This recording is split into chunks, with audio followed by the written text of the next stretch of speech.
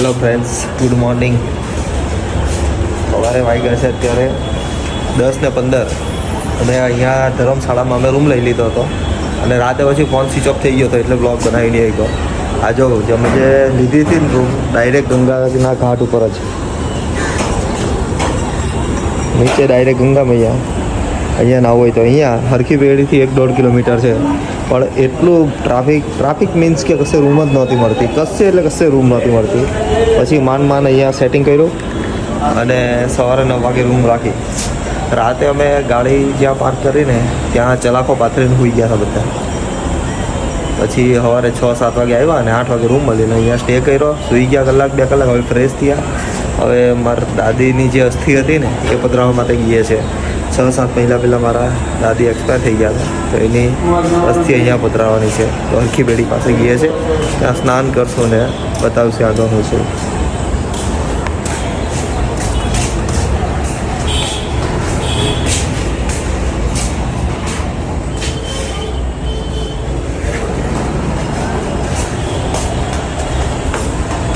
અહીંયાથી આવ્યા, પહેલાં માળે હતી રૂમ અને આ નીચે જો ડાયરેક્ટ ગંગા ઘાટ.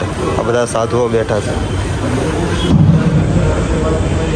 અહીંયા ડાયરેક્ટ સ્નાન કરવું હોય તો અહીંયા બી થાય, પણ આપણે ગયા છે હરખી પેઢી પાસે, કેમ કે પેલી વિધિ કરવાની છે ને એટલે. આશ્રમના તો કોઈ પાર જ નથી, દુનિયાના છે અહીંયા.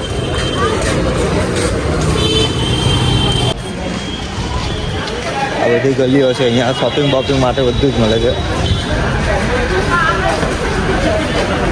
હજી પબ્લિક ઓછું છે થોડુંક, બાકી હાન થશે ને તો દુનિયાનું માણસ ભરાઈ જાય અહીંયા.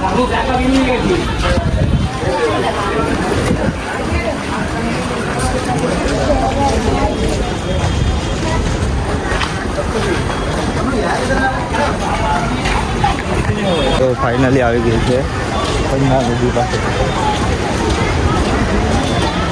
એ કાંઠે પણ એક વસ્તુ આ વખતે ડિફરન્સ છે, પાણી છે ને થોડુંક દોડું બહુ છે. બાકી અત્યાર સુધી હું 3-4 વાર આવી ગયો, પણ પાણી એકદમ ક્લીન હોય. આ વખતે પાણી ખબર નહીં દોડું બહુ દેખાય છે, બહુ ફોર્સથી પાણી જાય છે અને બે કાંઠે વહે છે.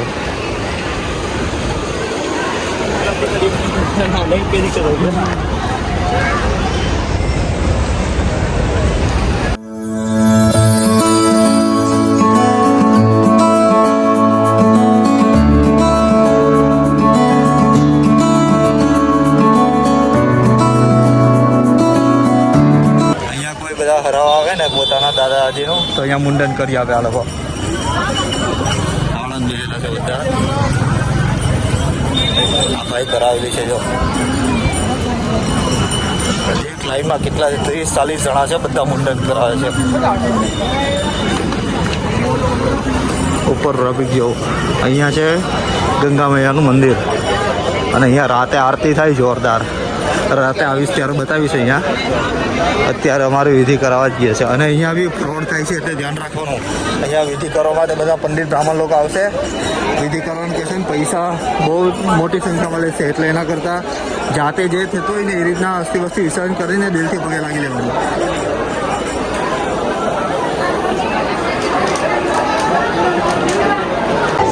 અહીંયા બધાની વિધિ જ કરે છે, જે પોતાના પિતૃ દાદા ભગવાન કોઈની બી અસ્થિ હરાવાઈ હોય ને અહીંયા આ રીતના ચાલે છે વિધિ. મંદિર છે.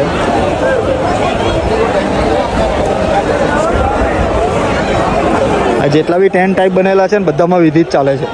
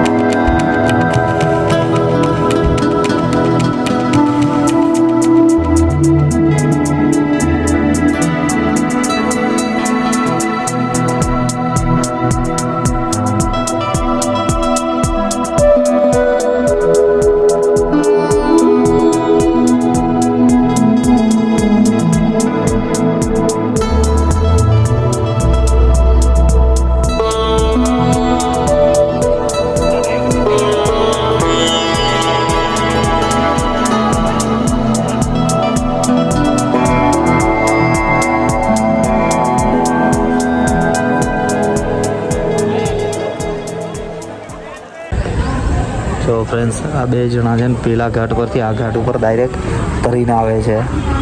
બપોરે જમી વમીને મસ્ત એકદમ પૂજા કરી અને રૂમ પર આવ્યા. રૂમ પર આવીને બહાર બાલ્કની પાસે બેઠા છે. ત્યાં જોયા બેઠા હતા ને વાત કરતા હતા. આ બે જણા પેલા ઘાટ ઉપરથી આ ઘાટ ઉપર ડાયરેક્ટ આવે છે.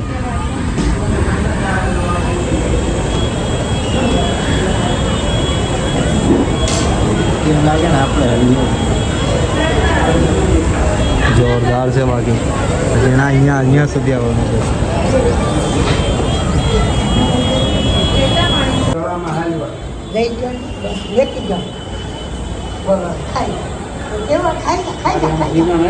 લાફો માર દે. બીજું આવ્યું તમારી બાજુમાં.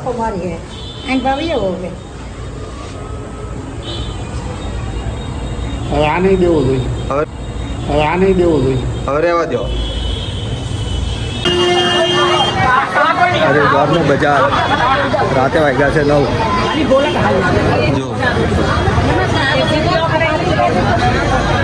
સાંજના થયા છે 7:30 અને ગંગા આરતીમાં જવા નીકળે. થોડુંક લેટ થઈ ગયું છે કેમ કે હવે સ્નાન કરતા હતા.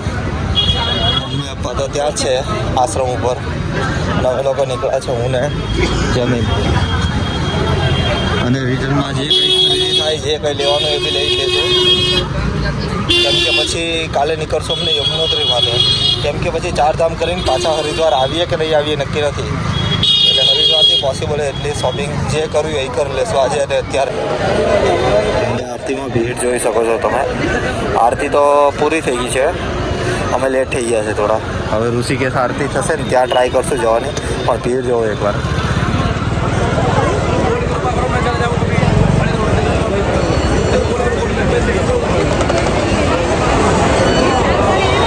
બહુ પબ્લિક છે ભાઈ.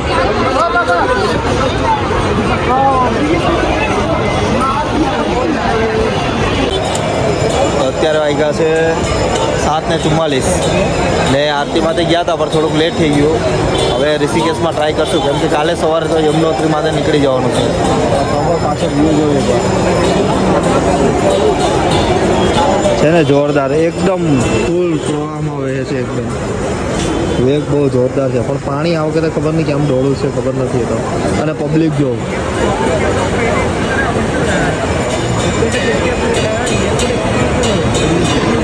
મજા તો બહુ આવે છે. એકદમ સુકૂન ભર્યું છે એકદમ અહીંયા. શરબત પી લે અને એનર્જી આવે ને સુઈ જાય ને. કેમ કે સવારે જવાનું છે યમનોત્રી. અને અહીંયા જ છે અમારો આશ્રમ જે છે ને પહેલો જ છે. સોડા પીને ઉપર જઈને સુઈ જ જવું છે ડાયરેક્ટ. પછી કાલે મળીએ યમનોત્રી. રાતના વાગ્યા છે 12 અને અમે બેઠા છીએ અમારી ધર્મશાળાની બાલ્કનીમાં. પણ વ્યૂ જોઉં ગંગા નદીનો. કેમ કે અમારી ધર્મશાળા જે છે ને એકદમ ગંગાના ઘાટ ઉપર જ છે. બતાવું તમને રાતે 12 વાગ્યાનું વ્યૂ છે ને. બાકી જોરદાર આમ મસ્ત લાગે છે. સામેની બાજુ ઘાટ ઉપર ઘણા લોકો સૂઈ બી છે. જો 12-12:30 વાગ્યા છે ને તો બી ચાલુ છે પબ્લિક તો ગમે ત્યારે. કેટલાક જણા નાતા પણ હશે ખબર નહીં બીજી બાજુ. તો અમારે જે આશ્રમ છે ને મસ્ત છે. જો અહીંયા નીચે તે કાંઈ અંધારું બહુ છે નહીં દેખાતું હોય. ઓકે તો ફ્રેન્ડ્સ મળીએ બીજા બ્લોગમાં. આ બ્લોગ અહીંયા જ ઓવર કરું છું.